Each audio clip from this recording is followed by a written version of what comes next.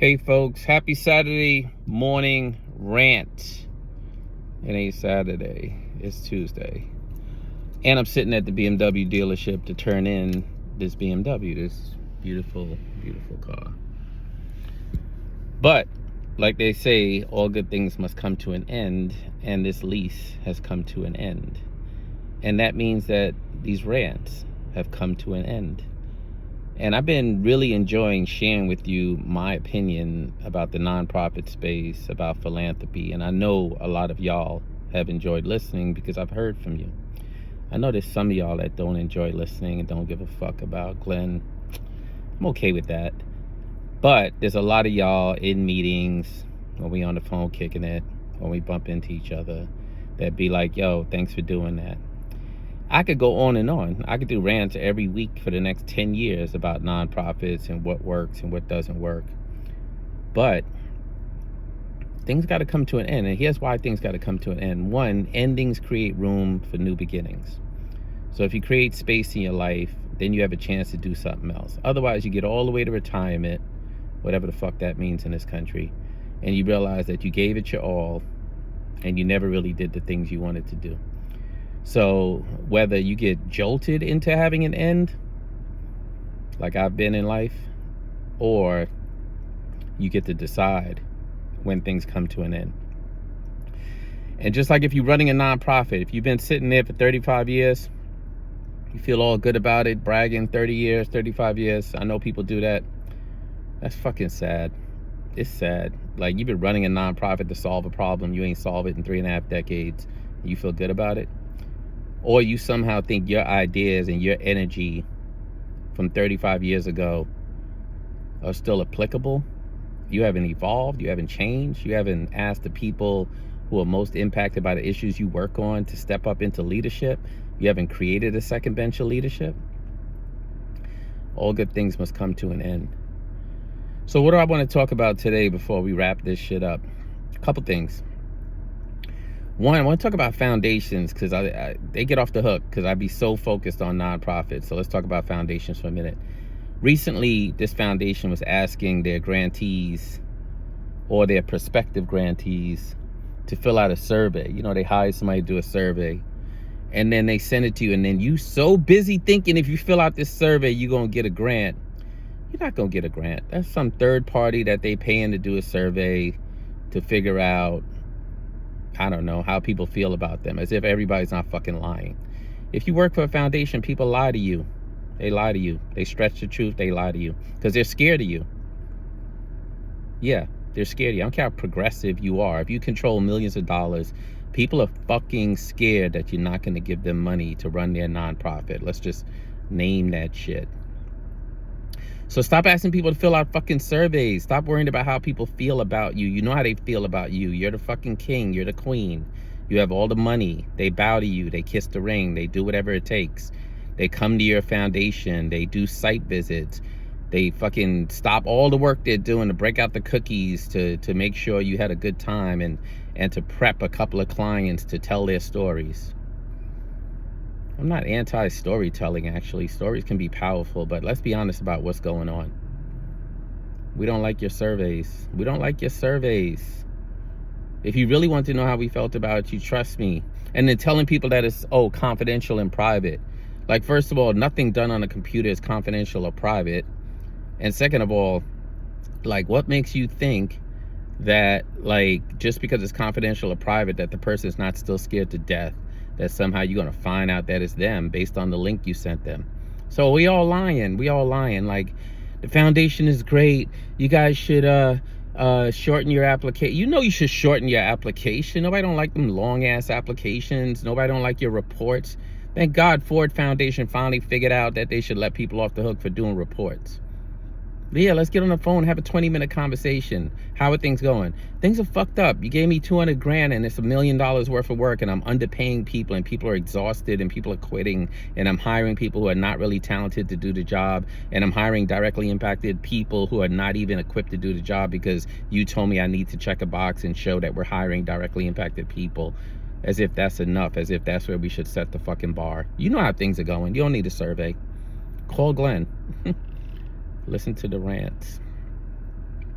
That's one of the things I want to talk about. Second thing, I just want to talk about nonprofit. Like right now, money is shrinking up, so it's more competitive. And what that's translating into is foundations being more rigorous about who they give money to. That's not the worst thing in the world. It's not the worst thing in the world. But keep this in mind. When you're getting more rigorous, what you're actually doing is setting up the more sophisticated nonprofits with more infrastructure, more development staff to outcompete smaller, newer organizations run by people directly impacted that are not sophisticated enough or don't have enough capacity to compete. So you're actually not weeding out the people who don't do the best work. You're actually just weeding out the people who don't have the capacity to show you the work that they're doing. Big fucking difference. Big fucking difference. And at this point, there are some organizations that should just dry up like a grape on the fucking vine and go away, because they came into existence at a time when there was just all this money to be poured around, and they don't really do good work, and they're run by fucked up, mean-spirited people. Y'all know who y'all are. A lot of y'all know who y'all are, because everybody knows it, and they're just scared of you too. You ain't all that much different than the foundation. Some of y'all scary ass fucking EDs threatening people, bringing all your street shit into the workplace. Y'all know who y'all are. I don't have to name y'all. And, you know, during these rants, of course, there's other people I wanted to talk about. And I just want to reinforce the people, because people are like, oh, there's some people you just haven't pointed to. And even though I don't like to name people, because I really am not on the cancel culture, that's just some bullshit, fake woke ass bullshit, the whole cancel culture. So I don't like to fucking cancel people. But there are some people that y'all know I haven't even hinted to. And that's because I just want to be clear. Like, people have this legal hammer over my fucking head. People who fucking convinced me to sign legal documents when I was under a tremendous amount of pressure have this fucking legal hammer over my head. And that's why they have it. But y'all know who the fuck I'm talking. Y'all can fucking figure this shit the fuck out. When people get on stage and mention my name, or when people mention my name in a meeting, you should be like, oh, when's the last time you talked to him? Oh, what do you think about his kids? His kids are doing, like, you know, when's the last time you asked him about his kids? They ain't got no answer for you, because they don't fuck with me. They don't fuck with me, but they don't want me fucking with them either. They don't want me fucking with them either. And, you know, part of me going out here and fucking making all this money is just to protect myself and protect my family. Because if there's nothing I learned in 2017 is that when they're ready to come for you, they will fucking come for you. They will come for you. Look at the mayor of New York. I'm no fan of the mayor of New York. I've never been a fan, even before he got elected. Just like the previous mayor, 2014. I was like, this motherfucker ain't gonna do nothing for this city.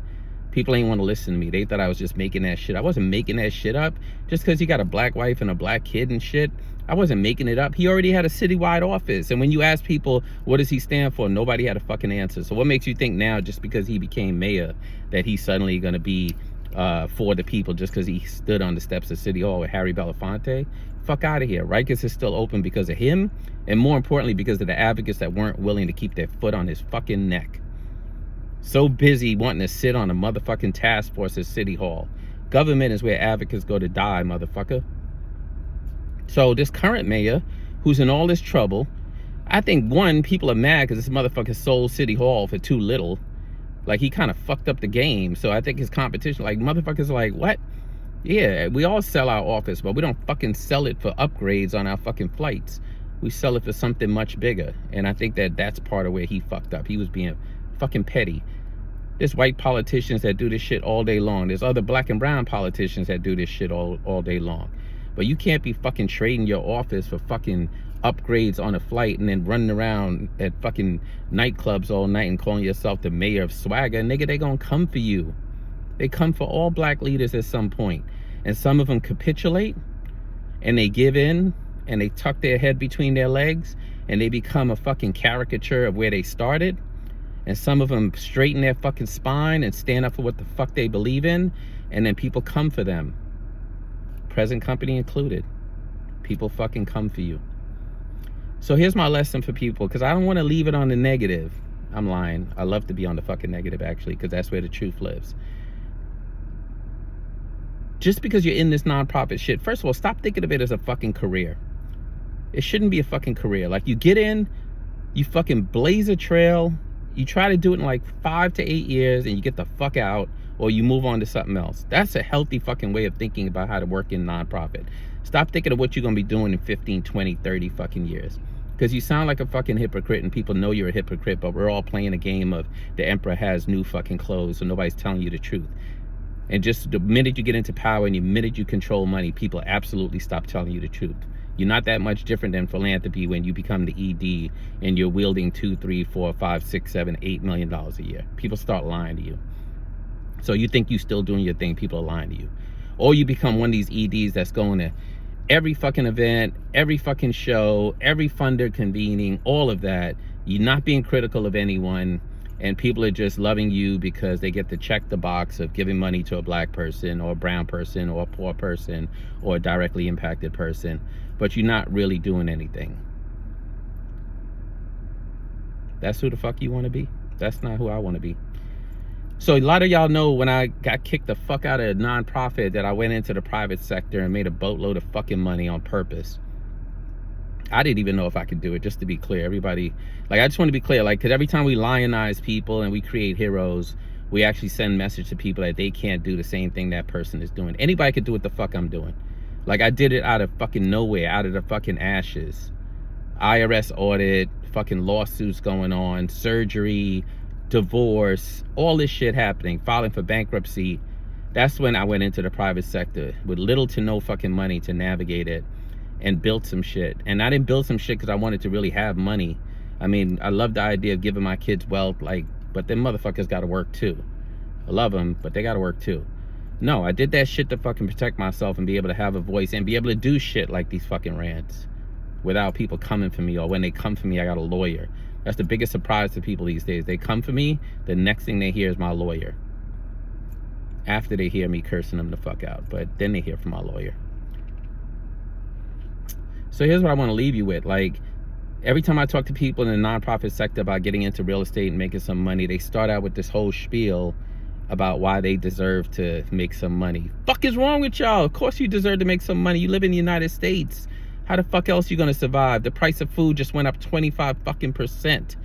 Did your paycheck at the nonprofit go up 25%? No, I know it didn't. I work with a bunch of nonprofits. Can't afford to give everybody a 25% raise to match inflation.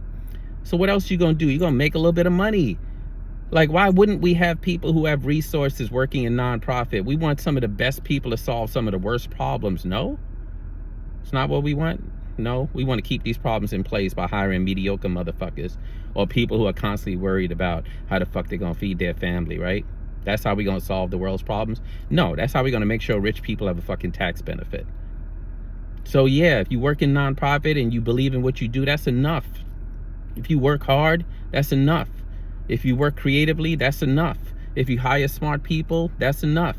If you stay focused on your mission and you don't engage in mission creep, that's enough. You ain't gonna be out here proving to me that you broke. You ain't gotta be broke to be my motherfucking ally.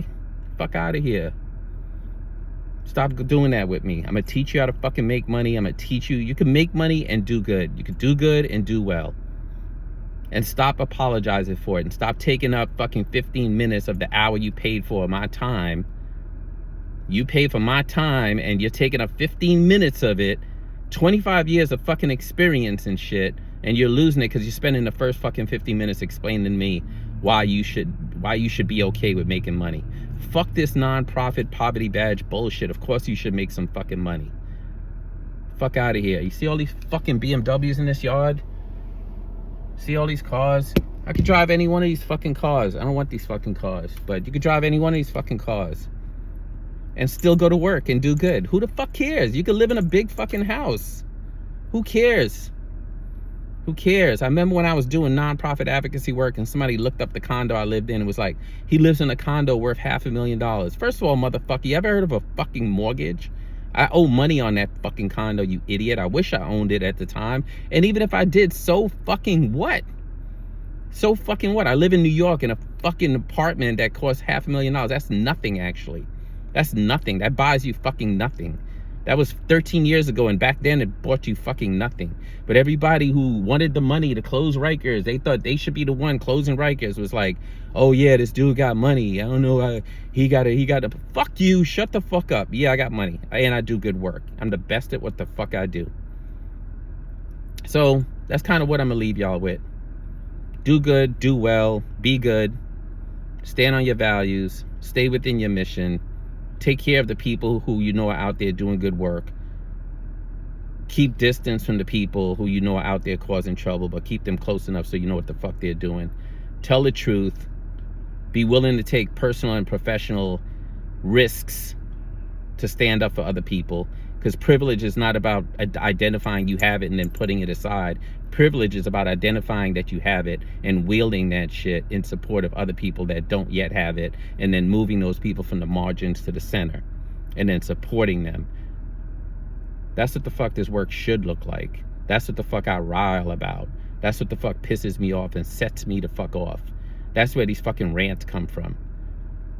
But just at a point where like these rants are doing their thing and everyone's like, yo, turn it into something else, make it bigger, you know, invite people on, have guests, do it in the studio. No, motherfucker, I just want to get the message out. I'm doing it in my fucking whip. And now the whip's going back. Sad day. Boo-hoo. Who cares? It's time for me to do something else.